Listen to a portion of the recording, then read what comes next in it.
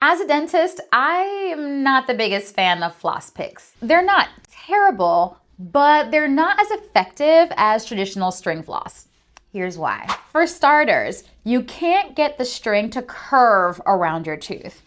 This string, as you can see, way too taut. You're gonna end up missing a lot of bacteria that wraps around the tooth. However, with the traditional string floss, you can definitely get it to curve around a tooth so that you can really make sure you don't miss anything and get all the bacteria out. The second thing is that you're gonna be using the same string through every single contact in your mouth, and that just ends up spreading bacteria around. So unless you're changing one of these at every single contact, which is definitely not sustainable, it's best to use traditional floss. So when you have a nice long piece of string, you can start at one end and clean in between every single contact, working your way down. So honestly, you're not dragging whatever you picked up at one area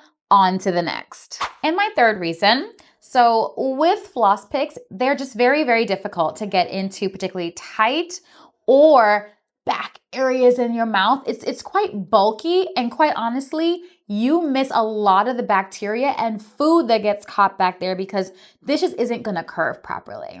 And my last reason is that floss picks can encourage snap flossing. So what happens is you end up pushing the floss straight down as opposed to getting the size of the teeth. So you're cutting your gums. Now follow me here. You've cut your gums, you've left the bacteria on the sides of your teeth, and then the bacteria can get into that wound that you just created. It's a problem all around. With all that being said, using floss picks are better than not flossing at all, or if you're in a pinch and that's all you have. However, string floss will always be more superior and thorough.